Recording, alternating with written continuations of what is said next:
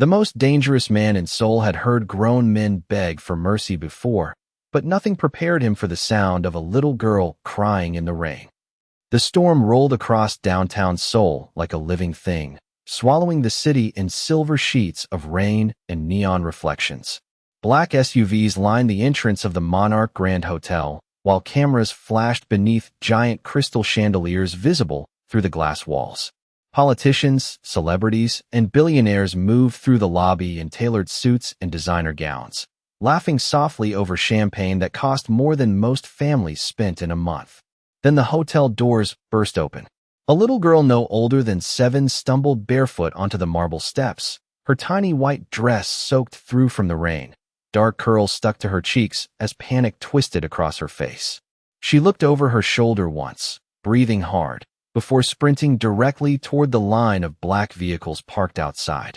Security guards reacted instantly, hands rising toward their earpieces as bodyguards formed a wall around the man stepping from the center SUV. Kang Min-jae barely looked up at first. At 38, the man known across Seoul as the silent king of the underworld had mastered the art of emotional distance. His charcoal overcoat hung perfectly across broad shoulders, untouched by the chaos around him.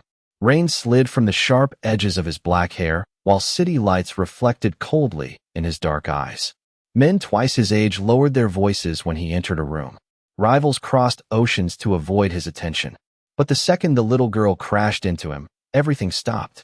Tiny trembling hands grabbed the front of his coat with desperate force. "Please," she cried, her voice breaking apart between sobs. "Please don't let her take me back." The cameras exploded into flashes. Reporters froze mid-sentence. Even Min-jae's bodyguards looked stunned as the child buried her face against the expensive wool of his coat, like she believed standing near him was safer than anywhere else in the world. Min-jae slowly lowered his eyes toward her. Up close, he noticed details others might miss. The child's knees were scraped from, falling on wet pavement. Her breathing came too fast. Her small fingers shook violently against his chest. And worst of all, she looked terrified in the way children only look when fear has lived inside them for too long. "Ava!" A woman's voice called sharply from behind the crowd. Heads turned immediately. Vanessa Brooks emerged beneath the hotel lights with the kind of beauty magazines paid millions to imitate. Her cream-colored coat looked untouched by the storm, diamond earrings sparkling beside perfectly styled blonde hair. To the cameras, she appeared every inch the elegant mother rushing toward her frightened daughter. But Ava flinched the moment she saw her. Min-jae noticed it instantly. The little girl's body locked with panic before she tried to hide behind him, gripping his sleeve harder. Vanessa forced a polished smile for the surrounding guests, though tension flickered briefly across her face. "I'm so sorry," she laughed softly. "My daughter's been emotionally overwhelmed since her father passed away." Ava shook her head violently through tears. "No," she cried. "She's lying." The lobby fell silent. Rain hammered against the glass walls while flashes from cameras lit the entrance like lightning. Vanessa stepped closer, still smiling. But Min-jae finally saw what the child had seen all along. Not warmth, not comfort, control, cold and absolute. Then Ava whispered something so quietly only he could hear it. "She killed my daddy." For the first time in years, Kang Min-jae felt his heartbeat hesitate. Nobody in the Monarch Grand Hotel moved for nearly 3 seconds after the little girl spoke those words. The silence felt unnatural, heavy enough to suffocate the music drifting from the ballroom behind them. Kang Min-jae stood perfectly still beneath the falling rain, while Ava clung to his coat with both trembling hands, her tiny body shaking against him like she expected the world to collapse at any second. Vanessa Brooks recovered first. Her polished smile tightened almost invisibly before she stepped forward again, careful and graceful beneath the glow of the hotel entrance lights. "Ava," she said softly, the kind of soft voice that sounded caring too. Strangers, but hollow to anyone truly listening. "You are upset again. Come here, sweetheart." Ava instantly buried herself closer against Min-jae's side. "No," she whispered. "Please." The reaction was small, but Min-jae noticed everything. He noticed the child holding her breath when Vanessa moved closer. He noticed her shoulders tense before the woman even spoke. Most importantly, he noticed fear that did not disappear when comfort appeared nearby. Real fear worked differently. He had seen it in grown men sitting across negotiation tables for years.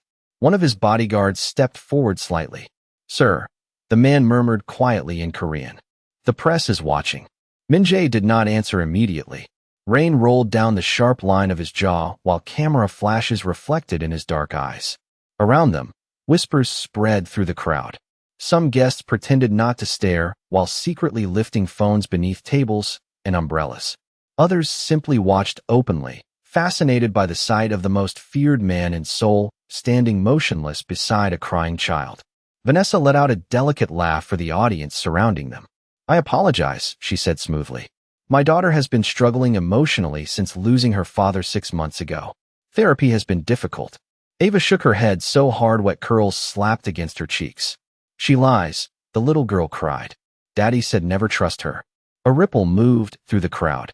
Vanessa's expression flickered for half a second before returning to perfect control. "Ava," she warned softly. "Enough." Then it happened. The child instinctively flinched before Vanessa even raised her hand. Not from impact. From expectation. Kang Min-jae's eyes narrowed almost invisibly. That single reaction told him more than any accusation could. Children did not prepare themselves for pain without reason. Before anyone else could speak, another figure quietly approached from beneath the hotel awning. Naomi Carter carried a stack of folded white towels against her chest, her housekeeping uniform simple compared to the luxury surrounding her. Most guests barely noticed her existence at all, but Ava did.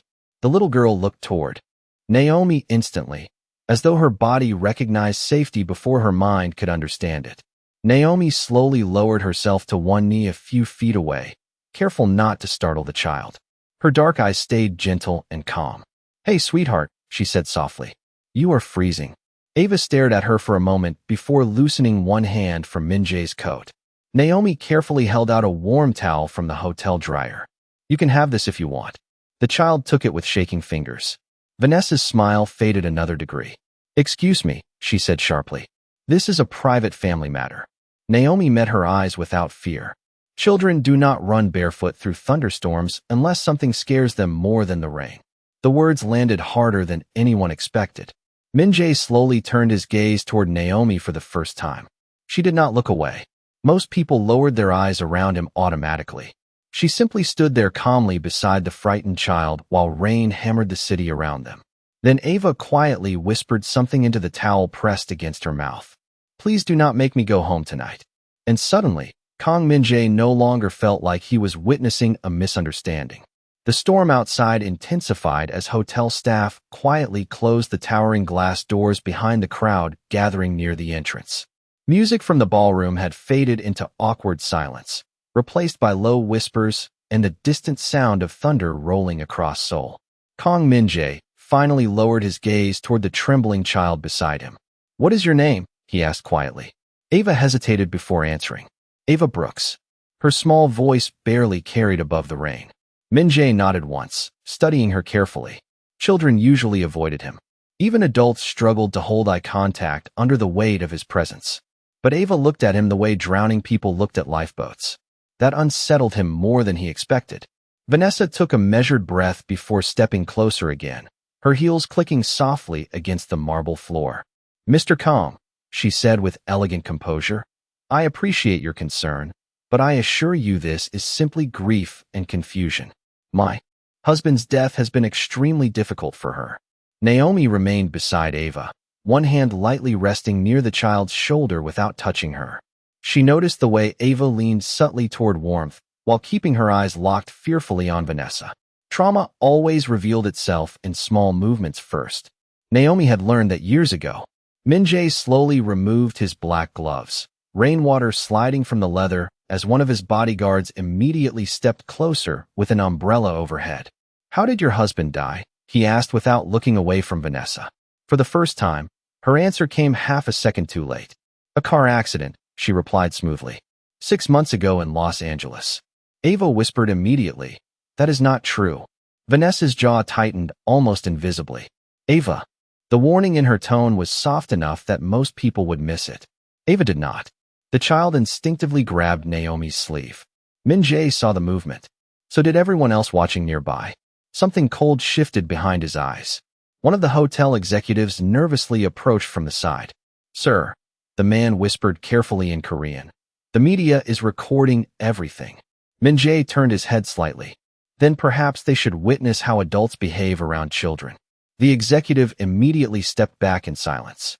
Vanessa forced another polished smile, though tension now sat visibly beneath it. "Mr. Kong, I truly do not wish to create a scene tonight." "Neither does she," Naomi said quietly. Vanessa looked at her sharply for the first time, clearly irritated by the interruption. "And you are?" "Housekeeping," Naomi answered simply. Vanessa gave a faint dismissive laugh.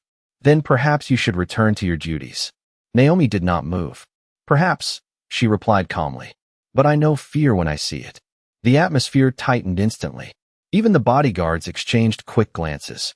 Most people avoided speaking directly against wealthy guests, especially in front of someone like Kong Min-jae.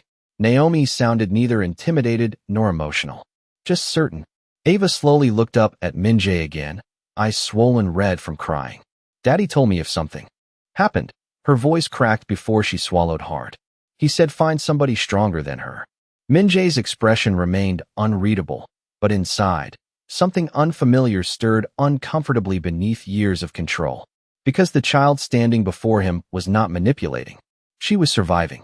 Then one of his men stepped forward holding a tablet. "Sir," he murmured quietly. "We found something." Min-jae took the screen without a word. A photo had just appeared from his private investigators.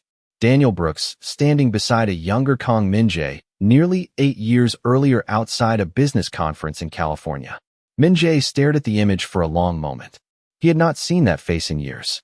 But he remembered him instantly. Daniel Brooks once saved a deal that prevented a financial disaster costing millions overseas. Honest, intelligent, calm under pressure, and according to official records dead. Ava noticed the photo immediately. "That is my daddy," she whispered. The room went completely silent when Kong Min-jae looked back up at Vanessa Brooks. Vanessa Brooks smiled the way wealthy people smiled when they believed control could still be recovered. Calm on the surface, cracking underneath. Rainwater shimmered across the marble entrance while every guest nearby pretended not to stare directly at the unfolding scene.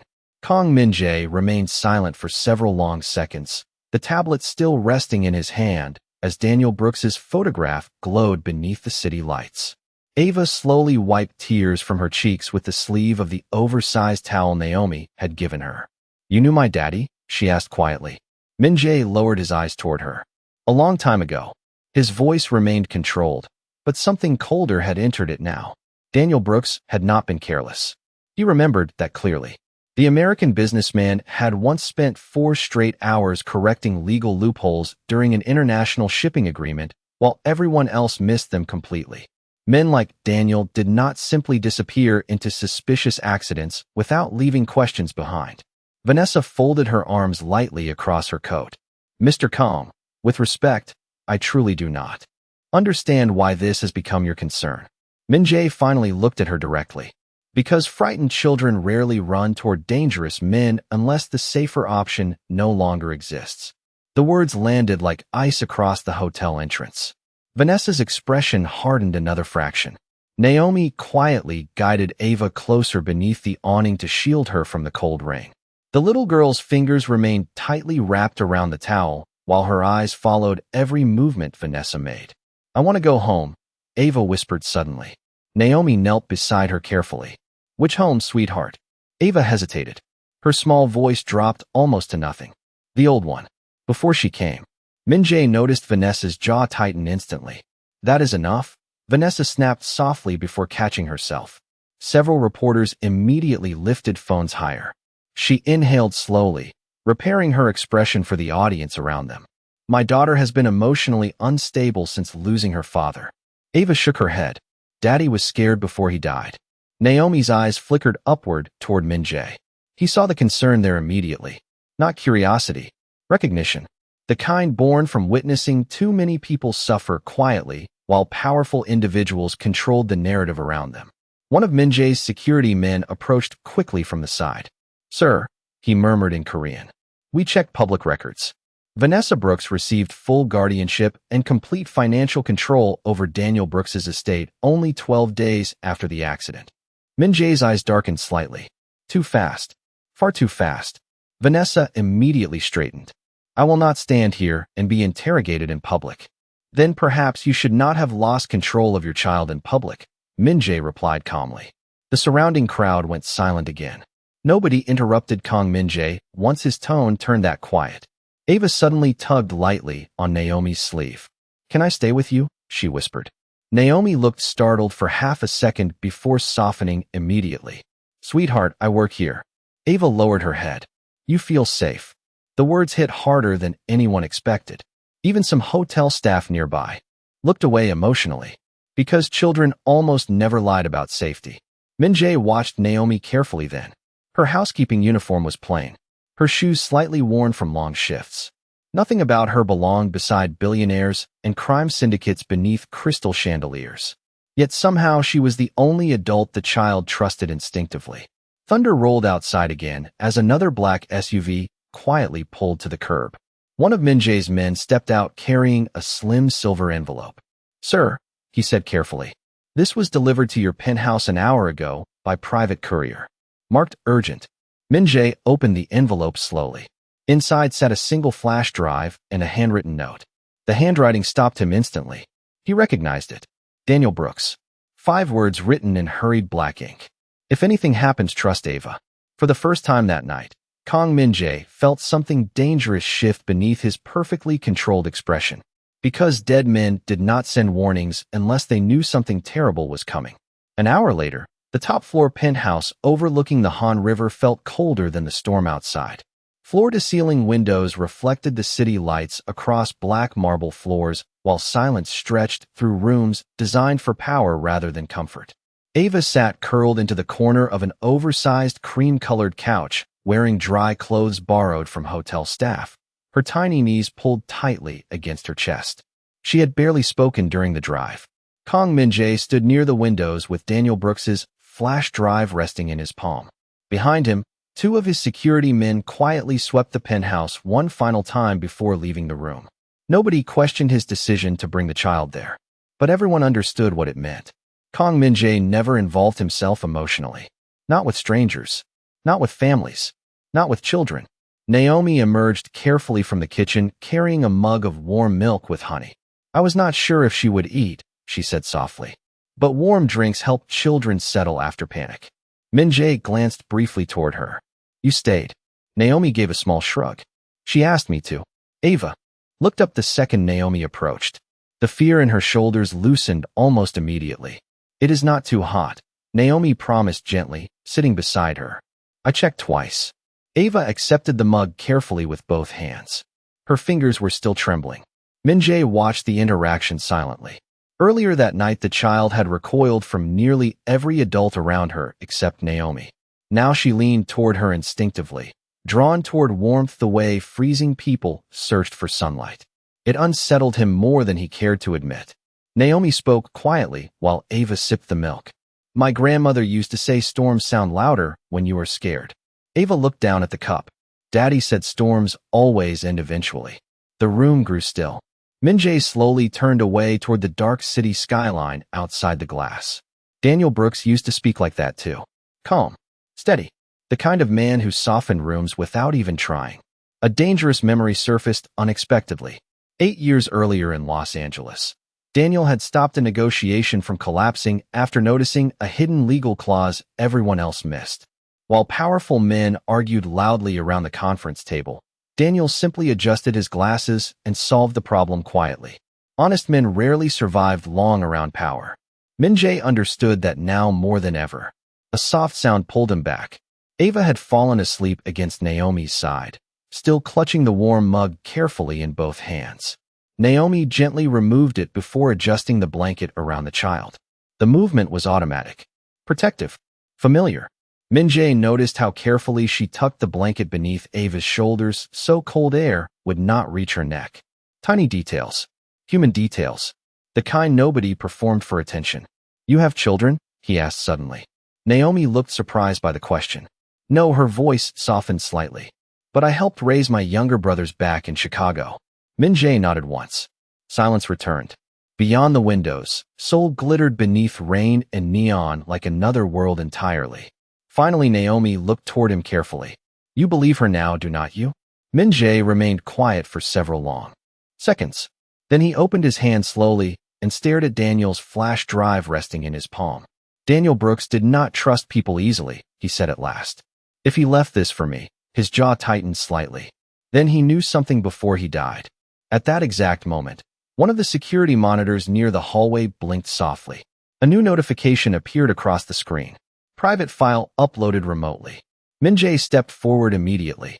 His security system had received a scheduled encrypted transfer sent automatically from Daniel Brooks's private account exactly 6 months after his death. The room seemed to stop breathing. Slowly, Min Jae pressed play. Daniel Brooks appeared on the screen wearing the same navy suit from the photograph earlier that night. Tired eyes, unshaven face, fear hidden carefully beneath composure. Then Daniel looked directly into the camera and spoke 7 words that changed everything. If you are watching this, I am dead. Daniel Brooks looked exhausted on the screen, like a man who had not slept peacefully in months. The video quality flickered slightly under dim office lighting, and somewhere behind him, thunder echoed faintly through glass windows. Kong Min Jae stood motionless near the monitor while Naomi instinctively lowered the volume slightly so the sound would not wake Ava sleeping beside her on the couch. Daniel inhaled slowly before speaking again. If you are watching this, I am dead. And if I am dead, it was not an accident. The air inside the penthouse changed instantly. Even the security guards near the hallway straightened without meaning to. Daniel rubbed a trembling hand across his face before continuing. Min Jae, I know we have not spoken in years, but you are the only person I trust who has enough power to protect my daughter. Naomi looked toward Min Jae carefully. His expression remained unreadable, but something colder had settled behind his eyes now. Daniel continued, his voice quieter. Vanessa is not who she pretends to be.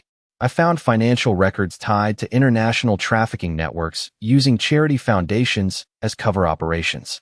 Wealthy donors, politicians, shipping companies, children, moved through private channels under false guardianships. Naomi's hand instinctively tightened around the blanket covering Ava. Daniel swallowed hard before continuing. I was gathering evidence to expose them. Vanessa found out. The room fell completely silent except for the soft hum of rain against the penthouse windows. Min Jae slowly removed his watch and placed it carefully on the table beside him, a habit his men recognized immediately. It meant he was no longer thinking emotionally. He was preparing for war. There is more, Daniel said on the screen. Ava saw something she was never supposed to see. Naomi looked down toward the sleeping child curled beside her. Tiny fingers still clutched the edge of the blanket, even in sleep. Daniel's eyes filled briefly with pain before he forced himself to continue. If anything happens to me, Vanessa will try to take Ava out of the country. She cannot risk losing control over her. He paused, leaning closer toward the camera. Min Jae, do not trust the police connected to Director Han. Some of them are compromised. One of Min Jae's security men immediately exchanged alarmed glances with another guard. Director Han controlled portions of customs enforcement throughout Seoul. Powerful, politically untouchable, dangerous. Daniel's voice lowered further. There is a storage account hidden under the name Aurora Holdings. Everything is there. Financial transfers, recordings, identities. Enough to destroy all of them. Suddenly Daniel looked away from the camera, as if hearing something off-screen.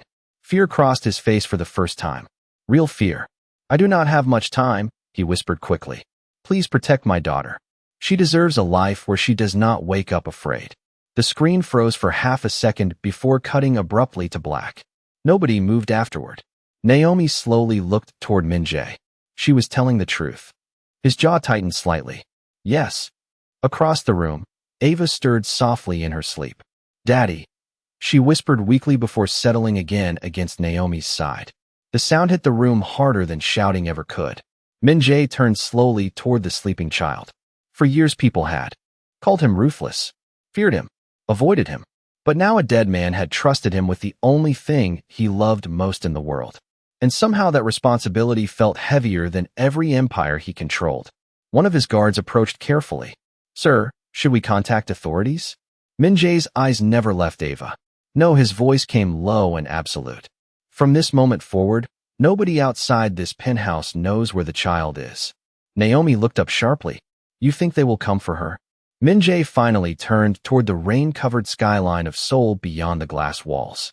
Neon lights reflected coldly across his face, while thunder rolled through the distance. No, he said quietly. I know they will. By 3 in the morning, the rain had finally stopped over Seoul, but tension still hung heavily inside the penthouse like smoke after a fire. Most of the lights remained dim except for the kitchen and security monitors glowing softly along the walls. Ava slept curled beneath a cream-colored blanket on the couch, one small hand wrapped tightly around Naomi's sleeve even in her dreams, as if letting go might make the safety disappear. Naomi had not moved for nearly an hour. She sat quietly beside the child, gently brushing curls away from Ava's forehead whenever restless sleep pulled fear across her face. Across the room, Kang Min-jae stood at the long marble counter, studying files projected across multiple screens. Bank transfers, charity records, shipping routes connected to Aurora Holdings. Every layer uncovered something uglier underneath. One of his security analysts spoke quietly through an encrypted speaker. Sir, several shell companies connected to Vanessa Brooks received private overseas payments less than 2 weeks before Daniel Brooks died. Min-jae's eyes narrowed slightly. From where? Singapore, Dubai, Los Angeles. The analyst hesitated. And 2 accounts linked indirectly to Director Han's office. Naomi looked up sharply from the couch. So Daniel was right. Min-jae did not answer immediately. His attention remained fixed on the glowing financial records while cold anger settled deeper behind his calm expression. People often misunderstood silence around men like him. They assumed silence meant hesitation, fear, uncertainty. In reality, silence usually came right before decisions that changed lives forever. Ava suddenly whimpered softly in her sleep. Please do not lock the door. Naomi immediately leaned closer. You are okay, sweetheart, she whispered gently. Nobody is locking any doors tonight. Slowly, Ava's breathing steadied again. Min-jae watched quietly from across the room. Earlier that evening, the penthouse had felt like every other night in his life. Empty, controlled, untouchable. Now a frightened child slept on his couch, while a hotel housekeeper quietly protected her with more sincerity than most people showed their own families. It disturbed something inside him he had spent years burying beneath power and discipline. A sudden alert flashed red across the security monitors. One of the guards immediately straightened. Sir. The room sharpened instantly. Camera feeds from outside the tower displayed 2 black sedans slowing near the underground garage entrance. No official appointments. No registered guests. No advance clearance. Min-jae stepped toward the monitors without panic. How many? Unknown. Vehicles have tinted plates.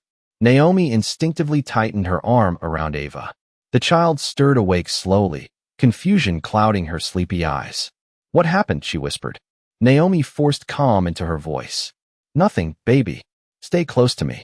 Ava looked toward the security screens and immediately froze. Fear drained the remaining color from her small face.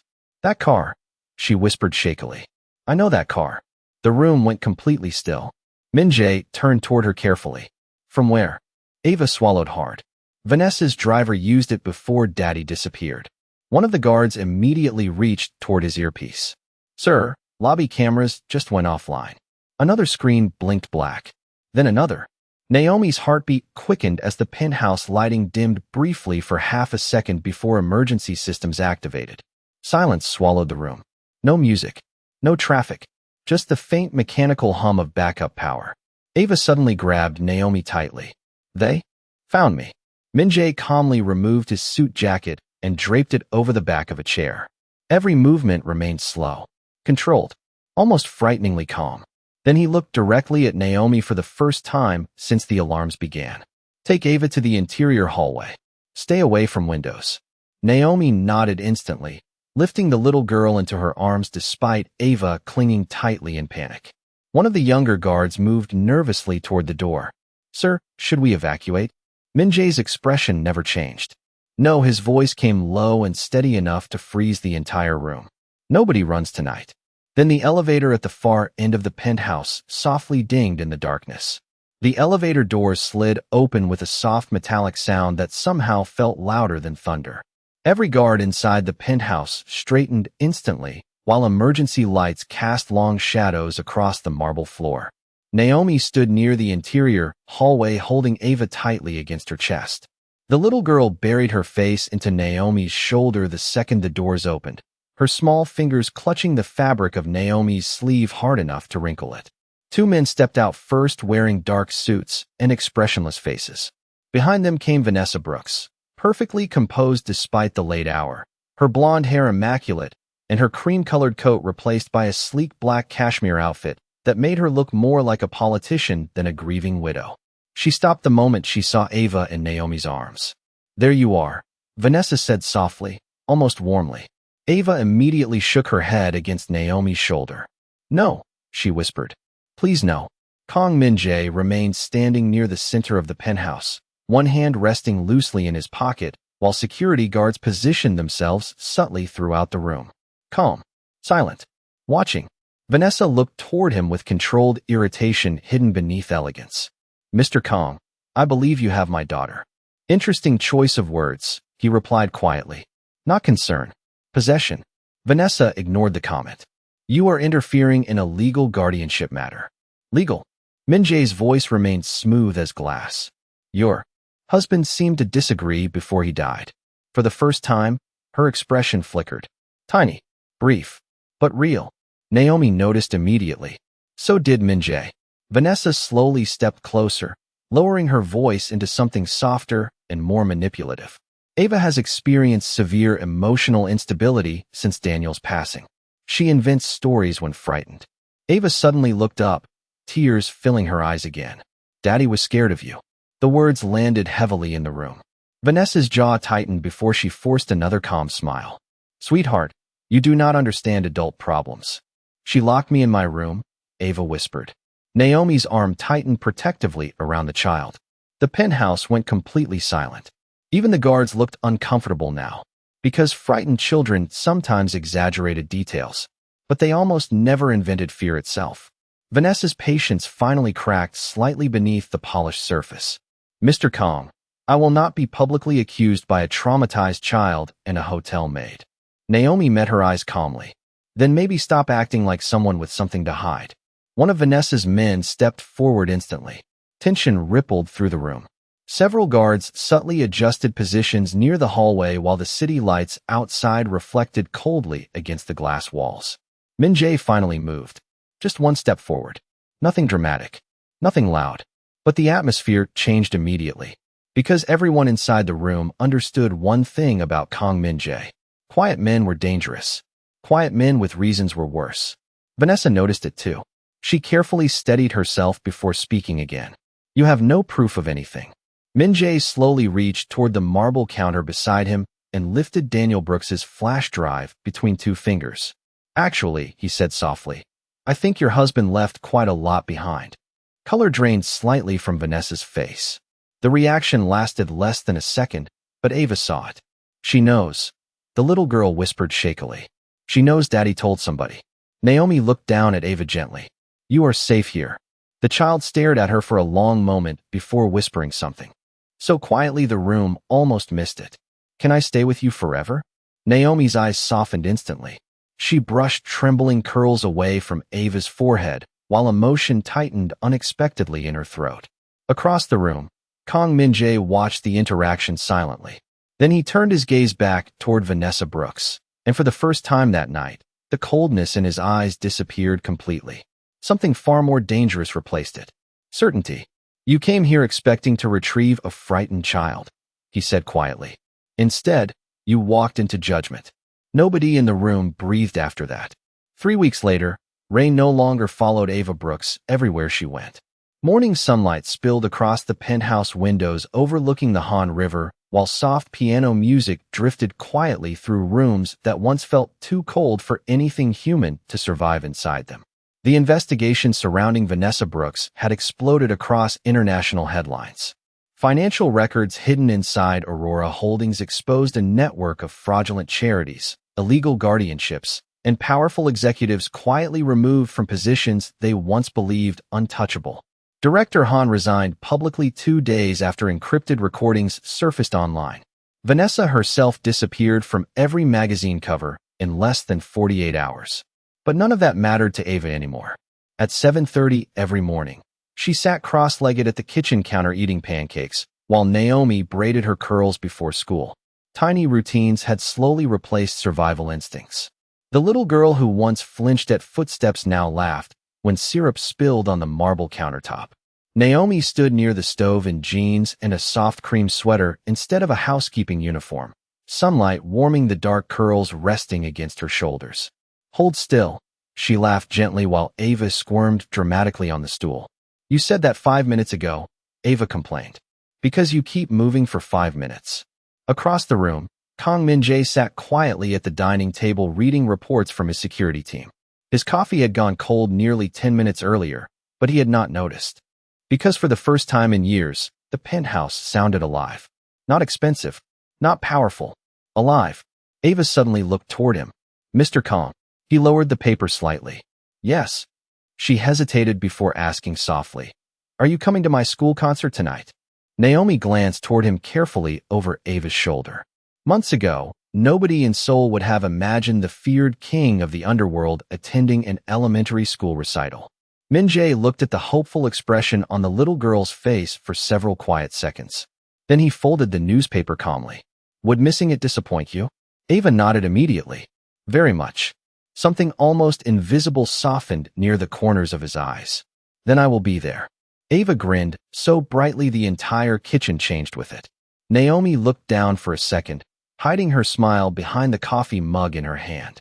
She still was not entirely used to moments like this. Peace felt unfamiliar after spending so many years simply surviving. Later that evening, snow began falling softly across Seoul, while parents filled the elementary school auditorium with winter coats and glowing phone screens. Ava stood nervously behind the curtain in a tiny navy blue dress, fingers twisting together anxiously. "What if I forget the song?" she whispered. Naomi knelt beside her carefully. "Then you breathe and keep going." Ava looked toward the crowd nervously. "What if nobody claps?" A deep voice answered from behind them. "Then they are deaf." Ava spun around instantly. Kang Min-jae stood near the backstage hallway in a black wool coat dusted lightly with snow. Several parents nearby openly stared in shock after recognizing him, but he ignored every single one of them. Ava ran forward without hesitation and hugged him tightly around the waist. Months ago she had run toward him because she was terrified. Tonight she ran toward him because she felt safe. The difference nearly stopped his heart. Naomi watched quietly beside the curtain while Ava laughed for the first time that entire evening. Warm light from the stage reflected softly across Min-jae's face as he rested one hand carefully against the little girl's shoulder. Not possessive, protective, human. And in that moment, beneath falling snow and children singing somewhere beyond the curtains, the most feared man in Seoul finally understood something power had never taught him. Home was not built from wealth or fear or control. Sometimes it began with a frightened little girl, a woman kind enough to stay, and the decision to protect them both no matter what it cost. And that night, for the first time in years, Kang Min-jae no longer felt alone.